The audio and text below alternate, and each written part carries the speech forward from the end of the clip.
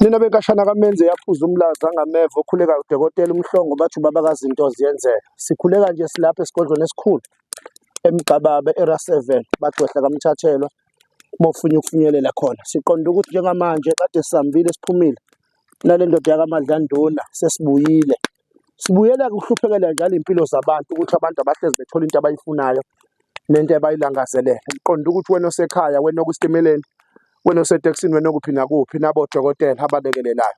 Silekelela ngokweqiniso-ke, bayazi abantu ukuthi izinyanga namhlanje seyisebenzisa imali phambili ayisenandaba ney'mpilo zabantu, kodwa thina sihlezi siqikelela ukuthi umuntu osetshenzelwe ekhaya nomuntu okwasizwa yilezi izandla zethu angabe use-right yini. Sikufonela sikubuze ngisho usekhaya ukuthi entweni wayithatha le khaya use-right yini. Siqonda ukuthi umuntu kuphi nakuphi akadilike eGoli, kuphi nakuphi eMpumalanga sebefikile ngisho ngoDisemba abantu funa bazogezwa, bazohlanjululwa, bazofuthwa befuthela ukuthi ngonyaka zabo bakwazi ukuqala izinto zabo. Ngiqonda ukuthi uyayibona-ke inamba nje basikhuluma iyagijima eskrinini. Kunjalo ngoDisemba, kunjalo ngoDisemba akujiki futhi. Ngiqonda ukuthi nazi iy'namba uyazibona wena. Thatha inamba mase uyafonela udokotela umtshele ukuthi ufunani nani nani. Sesiphelile isikhathi sokuthi kube udokotela ozotshela wena, kodwa seyisikhathi sokuthi wena obazi ubuhlungu besicathulo sakho ukuthi ubuhlungu besicathulo sakho uphethwe yini. Kuphi nakuphi bayazi abantu ukuthi thina siphumi sihambe siyolapha umuntu ekhaya. Umuntu osuka la ekhona agijimele la. Sikhuluma nje eMpumalanga eGoli igcwele la ngaphakathi, balela abantu balalela iteksasa ekuseni, ziyaduma ziyakhala bazolanda imisebenzi yabo. Abanamabhadi siyaqhubeka siyabalekelela, abakhishwa iziyo bakhipha izisu siyaqhubeka sibalekelela. Yila bathi mina siney'dina siyahlukana nabatiyeni bethu siyaqhubeka siyabalekelela. La amabhodo avuthayo, uyabona uma ukhuluma le bhodo leli elikhulu, le bhodo seleke libaselwe ekuseni alikaze livulwe, seleke libaselwe ekuseni alikaze livulwe. Into edala ukuthi lingavulwa yimithetho-ke yemithi kade siyilandile ekuyiyona yona ezosebenza ezosiza impilo zabantu. Ngiqonda ukuthi uma ufuna ukusizakala nazi inamba eskrini yithathe wena. Asisebenzele ekhontena, asisebenzeli ngaphandle, sisebenzele ekhaya la esizalwa khona, sisebenzela khona ile sigayela khona esenza zonke izinto esizenzayo. Kulungile, thatha dokotela utshela abantu konke ofisa ukubatshela kona. Sibonge Dr. Mhlongo, siyabonga kakhulu. Siyakhuleka-ke kunina makhosi aphansi, kunina phezulu, sikhuleke kunina namba ngomoya.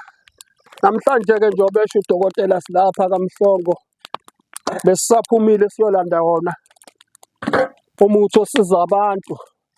Njengoba sila siyapheka nje leli bhodo elikhulu selokusukela ekuseni njengoba esho udokotela silibasele. Imithi-ke siyilandile inemigomo yokuthi ingavulwa kuleli bhodo. Sithi-ke ekulekeleleni emazwini ashilo siyabageza abantu la siyafutha la. Siyafutha kuleli bhodo elibhizi kakhulu leli bhodo. Uma ungene kulona Sekonake siyakuthembisa ukuthi izinto zakho zibuyela kuwena njengoba zazinjalo. Silapha-ke sizosiza abantu-ke eNingizimu Afrika, umhlaba wonke sizosiza abantu, siyalekelela kubona konke enishoda ngako. Lahlekelwa imali ongayiboni imali uyayisebenza, amabhonasi abantu angahambi, sithi thina-ke sizokulekelela kubona konke lokho ukuthi imali ukwazi ukuhlala kuwena esandleni. Iy'nhlanhla zakho ziyavulwa la kuleli bhodo leli. Sizolekelela-ke eNingizimu Afrika ukuthi abantu bangahlupheki. Sikhona, ngiyabonga kakhulu dokotela.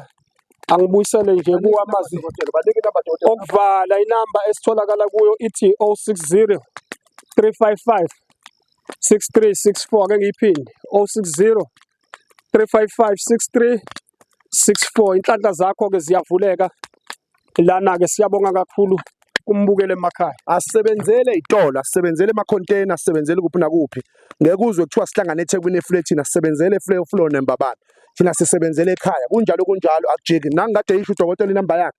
Uma ufisa ukuxhumana nayo, thatha leyo namba leyo mase uyayishonela. Uma ufuna kaDr. Mhlongo nayi la iduze kwakhe.